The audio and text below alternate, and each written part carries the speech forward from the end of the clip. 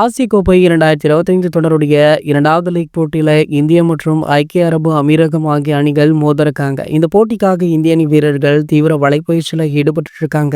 இதனிடையில பாத்தீங்கன்னா வலைப்பயிற்சியின் போது இந்திய அணி பிளேயிங் 11 கிட்டத்தட்ட உறுதியுமே செய்யப்பட்டிருக்கா. இந்திய T20 அணியில இனி ஆல்ரவுண்டர்களுக்கே அதிக முக்கியத்துவம் கொடுக்கப்படும் அப்படின்னு தலைமை பயிற்சியாளர் கௌதம் கம்பீர் அவர்கள் முடிவு பண்ணிருக்காரு. மேலும் துபாய் பிட்ச் ரிப்போர்ட்டிற்கு ஏற்ப ஸ்பின்னர்களை சிறப்பாக அட்டாக் செய்யக்கூடிய ஆல்ரவுண்டர்களுக்கு மட்டும்தான் முக்கியத்துவம் கொடுக்க போறாங்களா. ஆசிய கோப்பை 2025 தொடர்ல அனைத்து போட்டிகளிலுமே சிவம் துபேவை விளையாட வைக்க கம்பீர் முடிவு பண்ணிருக்காரா. துபாய் மற்றும் அபுதாபில ஸ்பின்னர்களுக்கு சாதகமாக ஸ்பிட்ச் தான் இருக்கு. அதனால ஸ்பின்னர்களை அட்டாக் செய்து ரன்களை குவிக்கும் அணிகள் தான் வெல்ல முடியும் அப்படின்ற நிலைமை இருந்துட்டு இருக்கு. சிவம் துபே சமீப காலமாகவே ஸ்பின்னர்களை தொடர்ச்சியாக செம்மையாக அட்டாக் பண்ணி ரன்களை குவிக்கிறாரு. இதனால துபேவிற்கு இடம் உறுதி அப்படின்னுமே சொல்றாங்க. மேலும் பாத்தீங்கன்னா பினிஷர் ரோல்ல ரிங்கு சிங்கை விளையாட வைக்கவும் கம்பீர் முடிவு பண்ணிருக்காராம்.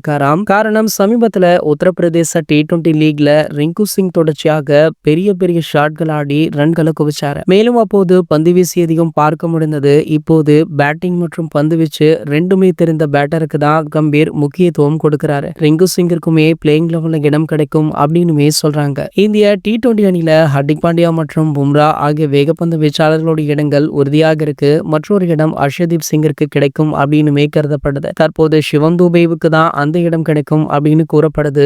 ரிங்கு சிங்க பிளேயிங் லெவல்ல சேர்த்தா மாற்றாக ஒரு முழுநேர பேட்டரை நீக்க வேண்டும். இதனால 3வது இடத்துல ஆடும் திலக் வர்மாவை நீக்கிவிட்டு அதை சூரியகுமார் யாதவிற்கு கொடுக்கலாம் அல்லது 3வது இடத்தை சஞ்சு சாம்சனுக்கு கொடுக்கலாம் அப்படின்ற பிளானுமே போயிட்டு இருக்கா. இனி T20 ஃபார்மட்ல விக்கெட் கீப்பர் மற்றும் அனைத்து போட்டிகளிலுமே தாக்கத்தை ஏற்படுத்தக்கூடிய பும்ரா, சூரியகுமார் யாதவ் போன்றவர்களை தவிர மற்ற வீரர்கள் பேட்டிங் பவுலிங் தெரிந்த வீரர்களாக இருக்க வேண்டும் அப்படின்னு கம்பீர் அவர்கள் விரும்புறாராம். சோ இந்தியாவுடைய 11 அணி எப்படி இருக்கும் அப்படின்னு பாத்தீங்கன்னா அபிஷேக் சர்மா, சுப்மன் கில், சஞ்சு சாம்சன், சூரியகுமார் யாதவ், ஹர்திக் பாண்டியா, சிவம் துபே, ரிங்கு சிங், அக்சர் பட்டேல், குல்தீப் யாதவ், ஜஸ்பிரீத் பும்ரா, வருண் சக்கரவர்த்தி. சோ முதல் போட்டியில இந்த 11 அணி தான் பாத்தீங்கன்னா களமிறங்க போறாங்க. இந்த போட்டி சுவாரஸ்யமாக இருக்கும் அப்படின்றதுல எந்த ஒரு மாற்று கருத்துமே கிடையாது.